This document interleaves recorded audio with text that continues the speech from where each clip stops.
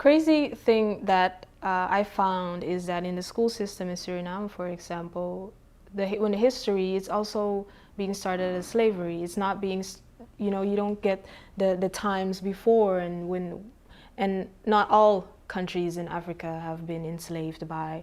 So, but then you get a part of that history, and I found that here, you're not really being given that,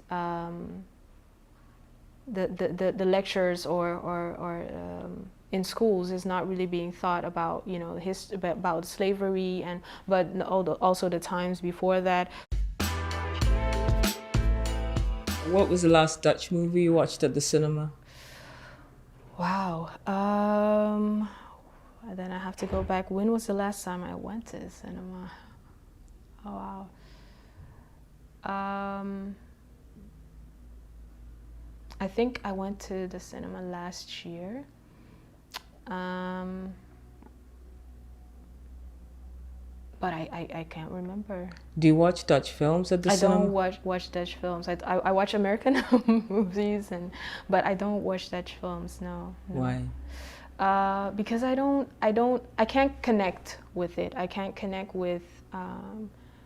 I either can't connect with the people being shown, or I can't connect with the story, and just the language, and then it's just the language, like speaking, the language of what they're telling, what's being represented. I can't connect with it, so I found it. I can't find myself going to or looking at one because I can't connect with it. Interesting. Hence the mission. Yeah. What are your thoughts around the diaspora, connecting, networking, and this project? Well, interesting. I think, I don't know. I think certain things happen for a reason. And with this week, I was talking, for example, about this week that I'm, a part of a program or a project, and they're very much focused on collaborating and bringing Black creatives together, and not only creating a space, but also creating that way of how do you tell a story, and how do you tell a story from your perspective as a Black creative, and then you can show that story or that form of art to the audience that you want to connect with, and the audience that is not being seen or not being shown. And today I kind of ended the project with also creative producing, creative writing, and then this interview about the African diaspora. And I think it's very interesting because I feel like the whole week I have learned and had more wisdom about, okay, this is what a lot of people are looking for, a lot of Black creatives are looking for, but somehow we haven't found our way to each other. But with this project, I think it's very important, and I just want to keep it and embrace it, that we keep growing and keep working together and keep finding ways, and not only ways but spaces, and when we found those spaces we keep creating, so there is much more of us being represented. And when we're being represented, our children can also see like they have a chance to create and also represent as well. So yeah, I think it's very important, and I think it's very powerful that there are a lot of us, but just finding ways, and we are creating, and it is being created. So yeah, I think it's really, really powerful. Yeah. I wanted to ask you, what are your hopes for the future of people of color living in the Netherlands? I'm very keen to connect us all and to see it as one big global community, and how much power that holds. But I would like to know your thoughts about your hopes for the future. I was thinking when I was while doing this project, I was thinking about my nephew. And because my nephew wasn't born here, but he came here when he was 5. He's now 9. And when he first came here, he was, because in Suriname they speak Dutch as well. And when he came here, he was hearing a different dialect, and he was saying, Auntie, they don't understand me. And I was telling him, no, it's the same language, it's just you have a different dialect, and the way that you speak it might sound different, but it's just the same language. And in a way, he wanted to switch to talking in the Dutch way with a Dutch accent, and also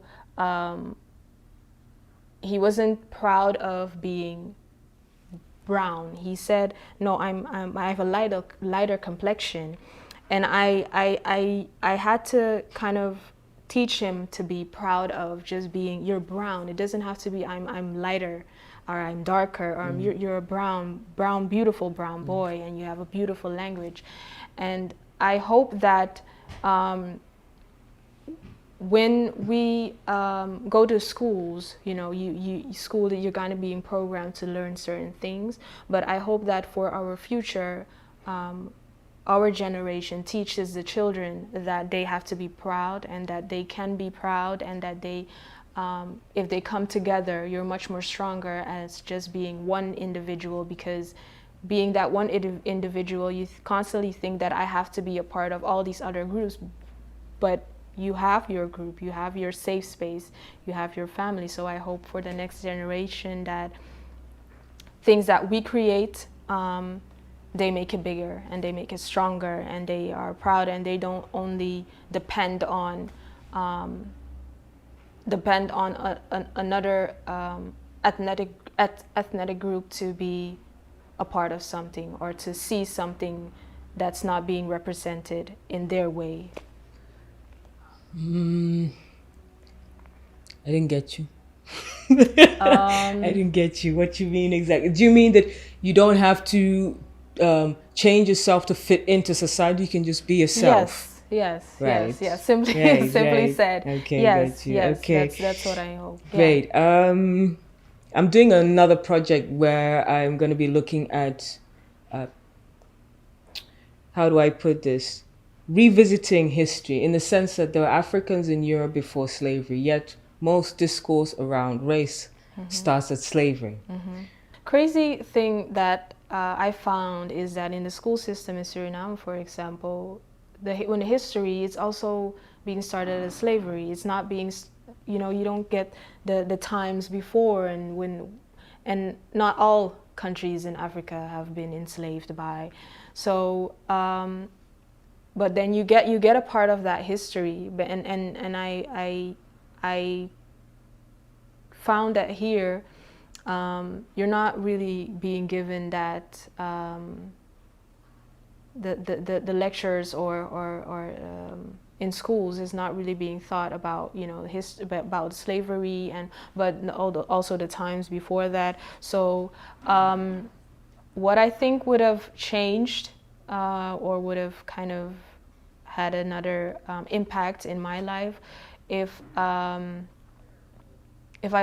gotten more of the information about how many our kings and queens, and that it didn't start at slavery. When I got older, I realized that our history didn't start at slavery, but because it's kind of, you're kind of being, it's kind of a mental thing when you're just being kind of brainwashed in a way that that's where the history started. And I think I would feel a lot more powerful and not feel like I needed to be a part of a group or a situation where I wasn't being seen or heard, and I wasn't being recognized. It would have changed the way that I would kind of maneuver in this society, and how I would focus my work on, not trying to focus my work only on an other audience that would not understand me, but just write from a perspective that I feel works for me, and then let the audience come to me. So I hope that's something I also hope for the future. Yes, that our children also realize that you don't have to try to fit in, but if that group or those people want to be a part of your environment, let them come to you, instead of you trying to fit in a way that doesn't respect you or doesn't represent you. So in terms of urgency to see this image, between 1 and 10, how urgent is it for us to have images that fill in the gaps of African history in Europe? Wow, a 10. Thank you. 10. Thank you. Yes. Beautiful. I'm done with the questions. I think that was so awesome. Really enjoyed that. Please like and subscribe. Shattered Hues Films.